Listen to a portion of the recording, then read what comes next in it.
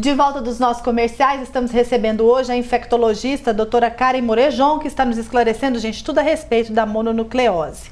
Agora, doutora, como fazer um diagnóstico? Porque nós temos uma suspeita, né? Porque, como você mesma disse no bloco anterior, que a mononucleose pode aparecer com um sintoma de febre, depois evoluir por uma dor de garganta e alguns gânglios. Mas nem sempre isso acontece de uma forma tão tradicional como se é explicado nos livros.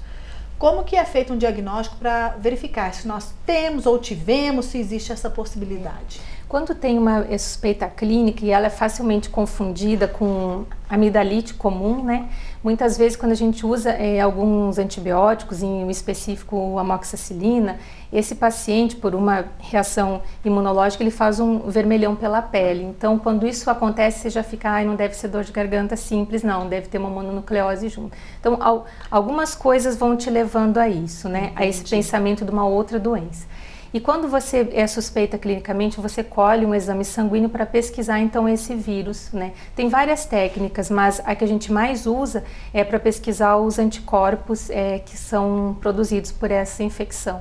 E quando passa desapercebida, a pessoa não sabe que teve, o que pode ter alguma doença que pode advir a partir desse primeiro doença que não se detectou, que não se identificou? Exato. Tem algumas neoplasias, como os linfomas, né? Algum tipo de linfoma, o de Hodgkin e o de Burkitt que tem na África, e uns cânceres de orofaringe que se associam a essa infecção por esse vírus.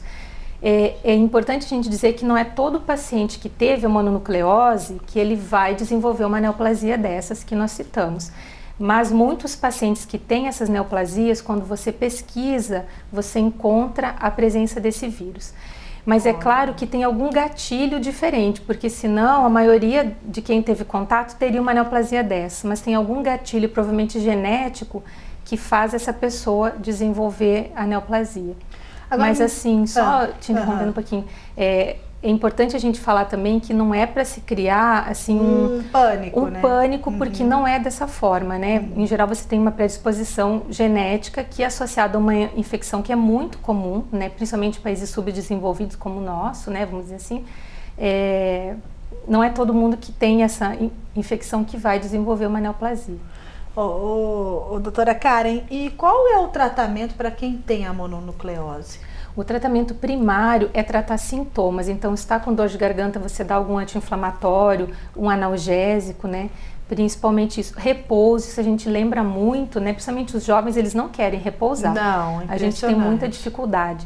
E essa é uma doença que, assim, muito paciente leva várias semanas para recuperar.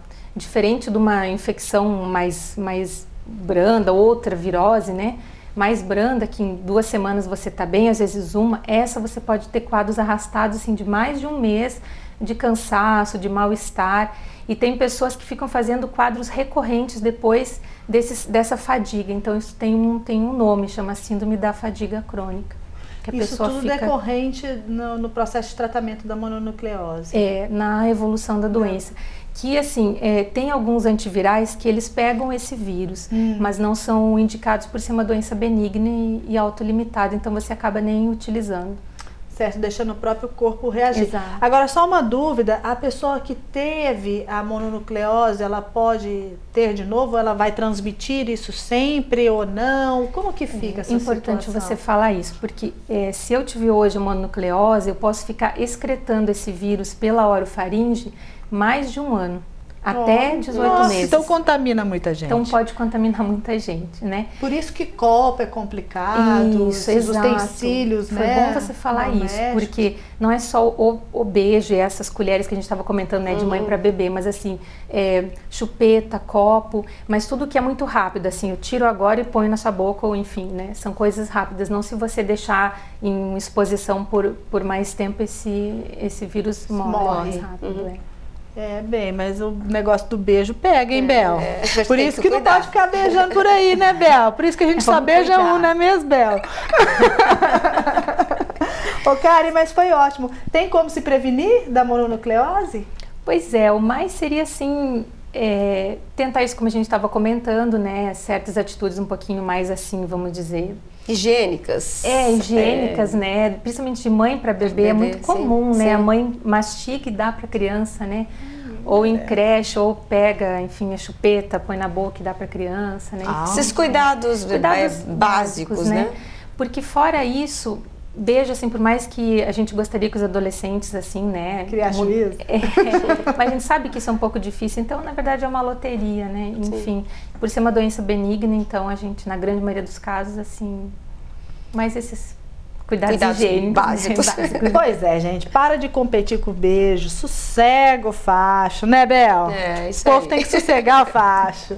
Ô, Bel, olha, eu quero agradecer a você, a sua participação, doutora Karen aqui, foi muito esclarecedora realmente, ajudou aí, deu uma boa dica para todos os adolescentes, mães, enfim, estarem mais atentos a esses sintomas, né, e prestar atenção que essa infecção de garganta não pode ser simplesmente uma infecção, né, Bel? Pode ser um problema mais sério e procurar a ajuda correta. Quero agradecer e a Bel continua aqui amanhã conosco, viu, gente? Apresentando o programa conosco porque a Zezé Nádia está de férias. Obrigada, doutora. Obrigada, grande beijo. Tchau.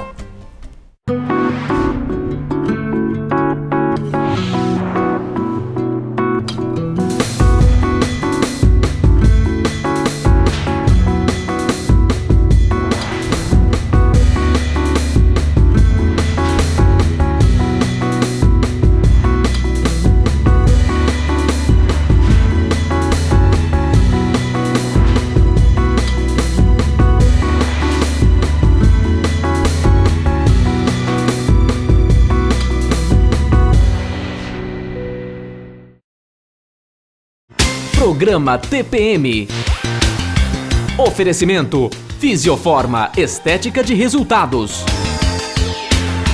Vivenda do Brasil, cosméticos inteligentes.